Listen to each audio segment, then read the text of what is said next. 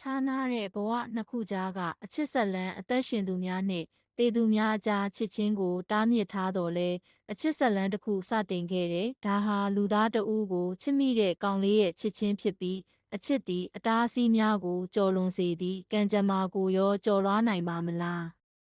ကောင်မလေးမိုင်ကလမ်းပြောက်ပြီးတောထဲမှာတယောက်တည်းကြံခဲ့တဲ့ပတ်ဝန်းကျင်တစ်ခုလုံးကလည်းမှောင်မဲနေပြီးစိတ်ထဲကလည်းသူမလေးလံလာတဲ့ကောင်မလေးမိုင်ကငါဒီလိုခံစားချက်မျိုးတခါမှမခံစားဘူးတစုံတစ်ယောက်ကငါ့ကိုကြည့်နေသလိုခံစားရတယ်။ဒါပေမဲ့ငဘေးမှာလည်းဘသူမှမရှိဘူးငါတယောက်တည်းဆိုတော့စိတ်ချောက်ချတာလားဆိုပြီးတွေးနေတယ်။ရုတ်တရက်သူမအနီးမှာအလင်းထဲတစ်ခုပေါ်လာတယ်။သူကကြော်ဆိုတဲ့တရေကောင်လေးသူတော်အုပ်ထဲမှာနေတာနှစ်ပေါင်းများစွာကြာနေပြီ။ဒါပေမဲ့သူ့ကိုဘသူမှမမြင်ကြဘူး။ကျော်ကကောင်မလေးမိုင်ကကိုထင်ပြတယ်မင်းလန်းပြောက်နေတာလားလို့မေးပြီးရုတ်တရက်ဆိုတော့ကောင်မလေးမိုင်ကလန့်သွားတယ်ပြီးတော့သူမကပြန်မေးတယ်။ရှင်ကဘသူလဲဆိုပြီးကျော်အယမ်းဝမ်းသာသွားတယ်။ဘာလို့ဆိုသူကိုမြင်တဲ့သူတယောက်တွေ့ပြီလေဒါပေမဲ့မိုင်ကထပ်ပြောတယ်ကျမရှင်ကိုသိတယ်လို့မသိတယ်လို့ပဲတဲ့သူနည်းနည်းကြောင်သွားတယ်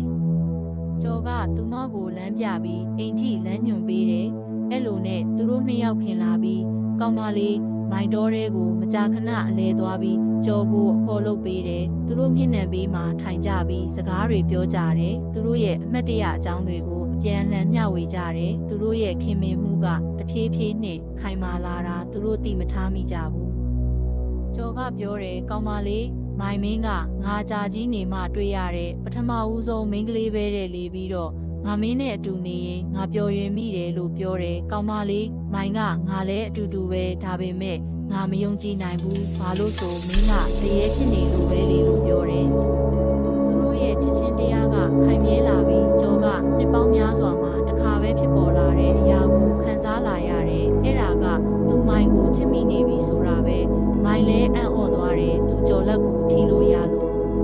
သူတို့တယောက်အကြာကြီးစိုက်ကြည့်နေမိတယ်ပြီးတော့ကျော်လဲမိုင်လက်ကိုထီကြည့်မိတယ်သူတို့ရဲ့ချစ်ချင်းကကိုတဘာဝတရားကြီးကမျက်နှာသာပေးလိုက်လို့လေပြင်းတိုက်ပြီးမှောင်မဲတဲ့ညတညမှာသူမဝေရနာပေါက်ကနေတယောက်တည်းအပြင်ကိုငေးကြည့်ပြီးစဉ်းစားနေမိတယ်သူမစိတ်တွေရှုပ်ထွေးလာပြီးသူမဆုံးဖြတ်ချက်တစ်ခုချရတော့မှကိုသူမသိနေခဲ့တဲ့ခက်တာကသူမကြော်ကိုချစ်မိနေပြီးသူမနဲ့ကြော်ရဲ့ချစ်ချင်းကမဖြစ်နိုင်ဘူးဆိုတာနားလည်ပေမဲ့သူမချစ်မိနေပြီတကယ်ကြီးချစ်မိနေပြီလားသူမတွေးနေမိတယ်ရုတ်တရက်သူမတွေးနေတော့ကြော်သူမရှိ ကိုပေါ်လာခဲ့တယ်ကြော်ပုံစံကတခုခုကိုစိုးရိမ်နေတဲ့ကိုပေါ်နေတဲ့ကြော်ကမိုင်းစိတ်ကိုတီးနေတယ်လို့ပဲမိုင်းကိုမမေးပေမဲ့မိုင်းမင်းခံစားရတာကိုနားလည်ပါတယ်ဒါပေမဲ့ကိုတို့နှစ်ယောက်အတူတူရင်ဆိုင်ကြရအောင်ကိုတို့နှစ်ယောက်တူပေါ်တူမေတ္တာမျှနေရပြီလေမိုင်း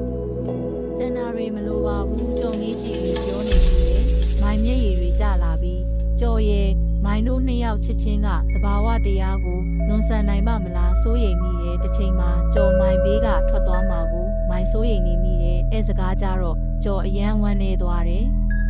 ဒီလိုနဲ့သူတို့နှစ်ယောက်ချစ်ချင်းကဘလောက်ပဲခိုင်မြဲပါစေရက်ဆက်တဲ့ကံကြမ္မာကပေါ်လာခဲ့တယ်မိုင်းနဲ့ကြော်တော်ထဲမှာအတူတူရှိနေချိန်ကြော်ရဲ့ဝိညာဉ်ကတဖြည်းဖြည်းအယောင်မင်လာခဲ့တယ်ရုတ်တရက်သူတို့လန့်သွားခဲ့တယ်ကြော်ကကိုချစ်ရတဲ့မိုင်းရီကိုခွဲခွာဖို့အချိန်ရောက်လာပြီးထင်တယ်ကြော်လဲချစ်သူကောင်မလေးလက်ကိုစုပ်ကင်ပြီးပြောလိုက်တယ်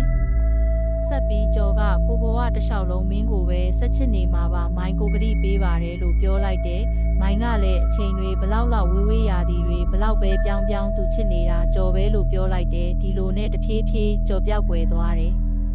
မိုင်းတယောက်ကြော်မရှိတဲ့အချိန်ကာလတွေကိုတယောက်တည်းဖြတ်တန်းနေမိတယ်သူမကိုတငယ်ချင်းတွေကနားချတယ်မေ့ပစ်ဖို့ဘလို့ပဲပြောသူမကြော်ကိုမမေ့မိနိုင်ဘူးလေဘာလို့ဆိုသူမရဲ့အနားမှာကြော်အမြဲတမ်းရှိနေတယ်လို့ခံစားပြီးဘဝကိုဆက်ဖြတ်တန်းနေလို့တချို့ချစ်ချင်းတွေကနောက်ဆုံးမှာပျော်ရွှင်ဖွယ်ဇက်သိမ်းမဖြစ်လာနိုင်ဘူးလေဘာလို့ဆိုကိုဘဝခရီးကိုပိုရွေးချယ်ဖို့ပေါ်လာလို့ဒါပေမဲ့အရန်ချစ်မိခဲ့တဲ့အတွက်အချစ်ဦးကိုမြေးရတဲ့အထိမမေ့ဘူးပေါ့